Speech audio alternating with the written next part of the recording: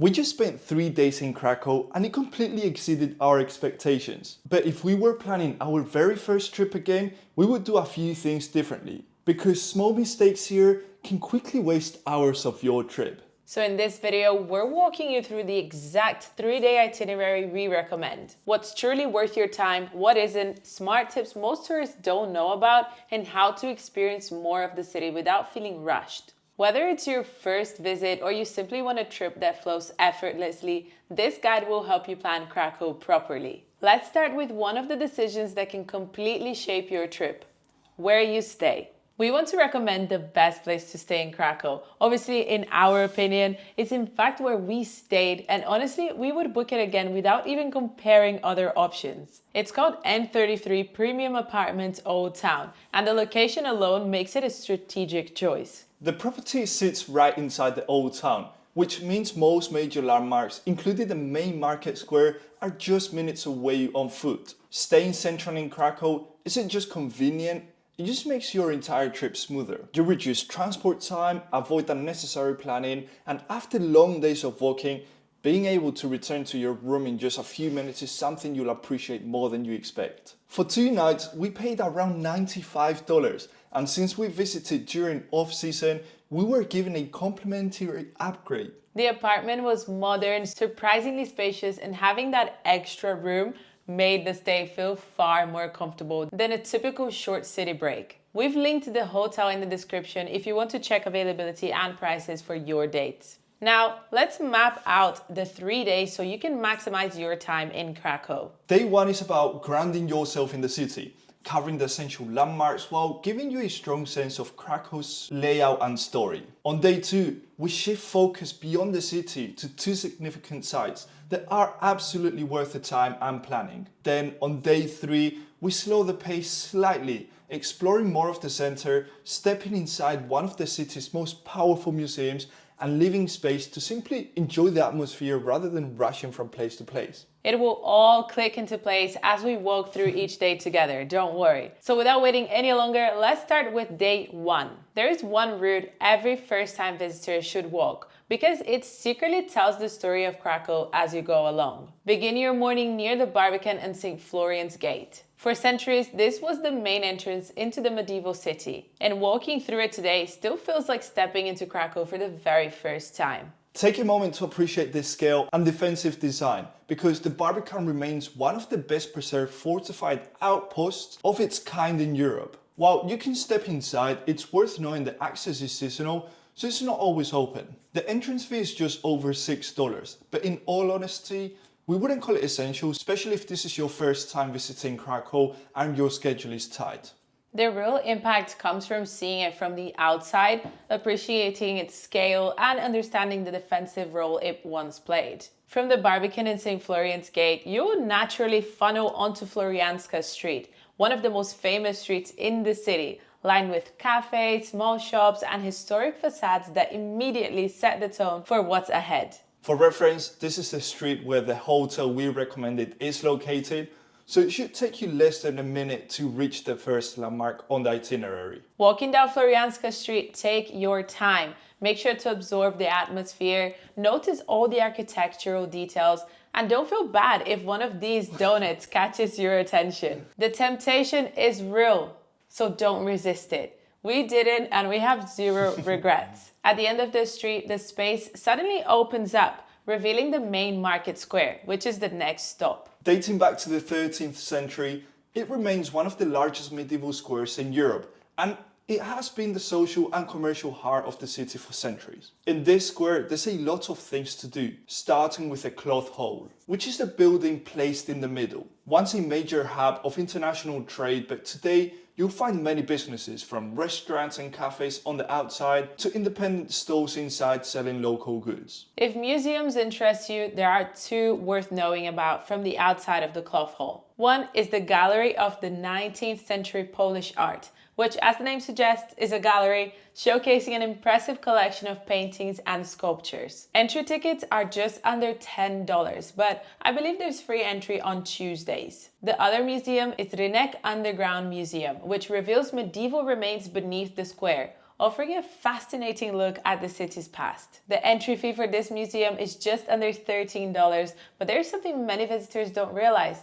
It offers a free entry day on Tuesdays. You might notice that tickets aren't available online for that day, and that's because the free tickets must be collected in person at the museum. This is actually a common practice across many museums in Krakow, each with their own designated free day. So it's always worth checking the official website before you visit. Planning around these days can save you money, but arriving earlier is smart, as tickets are limited and they tend to go quickly. I saw a comment online of someone saying that people were queuing up by 9:30 in the morning, and 30 minutes after opening, free tickets had sold out for the entire day. At the main market square, there's another landmark that immediately draws your attention: St. Mary's Basilica. It stands out not just for its impressive architecture, but for its two uneven towers and slightly unusual angle compared to the rest of the square. And there is a reason for that. St. Mary's Basilica was actually here before the square fully developed, meaning Krakow expanded outward from this point. This is one landmark we highly recommend stepping inside. For around $5, you gain access to what is widely considered one of the most breathtaking interiors in Krakow. And we are not exaggerating. St. Mary's Basilica is also known for a tradition. On the hour, every hour, a trumpeter plays a short melody from the tallest tower. It ends up abruptly, and once you know why, it makes the moment even more memorable. We have shared the full story in our Krakow guide, so make sure to watch that video after. If you walk around the main market square, you will see a few other landmarks like the Town Hall Tower, Eras Pendato's Head, and this church.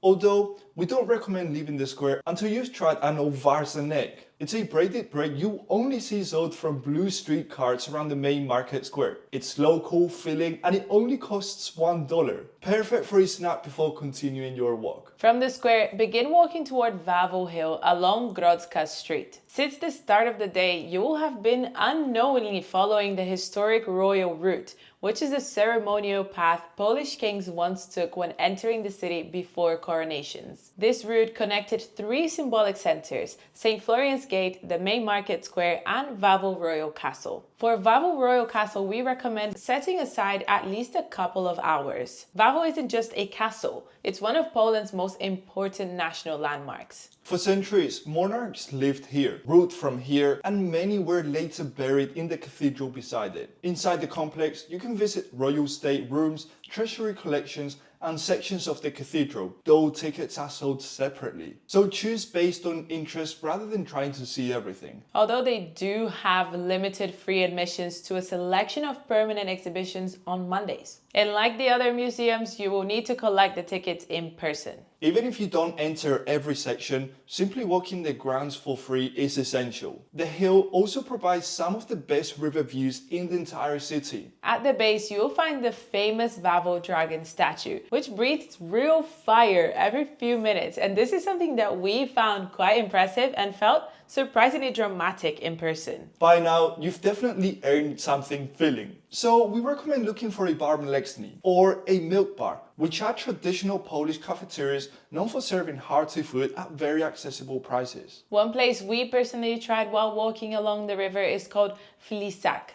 A great easy stop if you want something relaxed and satisfying without drifting too far from the center. But if you'd rather not spend time searching for where to go next, we have created a Google Maps list with over 100 saved locations across Krakow, including landmarks, local restaurants, rooftop bars, and so much more. It's designed to help you explore the city with confidence, and for less than the price of a coffee, you can access it instantly via the top link in the description. As evening approaches, walk south from the old town into Kazimierz, the historic Jewish quarter. The shift in atmosphere is immediate. The streets feel more residential, slightly edgier, and far less polished, in the best way possible, of course. The best way to approach Kazimierz is by combining a few key landmarks with time to simply wander, because much of what makes this neighborhood special isn't always obvious at first glance. Three of the main landmarks in this area are the Old Synagogue, the Remy Synagogue and Cemetery, and the Galicia Jewish Museum. So using these as reference points will help you navigate the neighborhood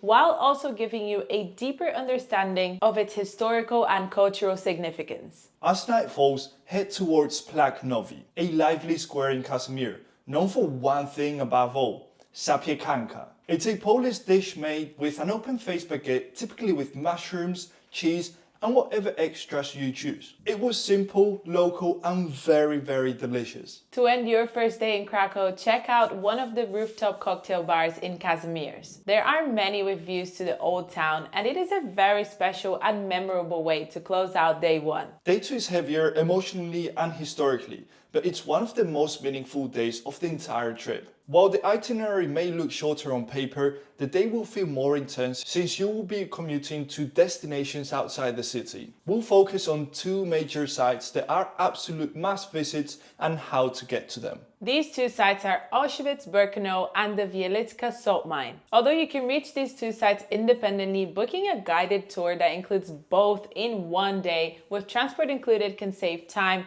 reduce stress, and ensure you don't miss any key details along the way. It's especially helpful if you're trying to fit both destinations into a single day without feeling rushed. So we have left a link to the tour that we recommend in the description under the Google Maps list. If you do visit independently, we recommend starting with Auschwitz in the morning because part of the tour is outdoors, so you want as much daylight as possible. Because of its global significance, the tours get very busy. The official website, in fact, recommends booking at least 2 months in advance, especially if you want an English language tour. The full 3-hour, 45-minute tour costs just over $42 for the entry ticket alone.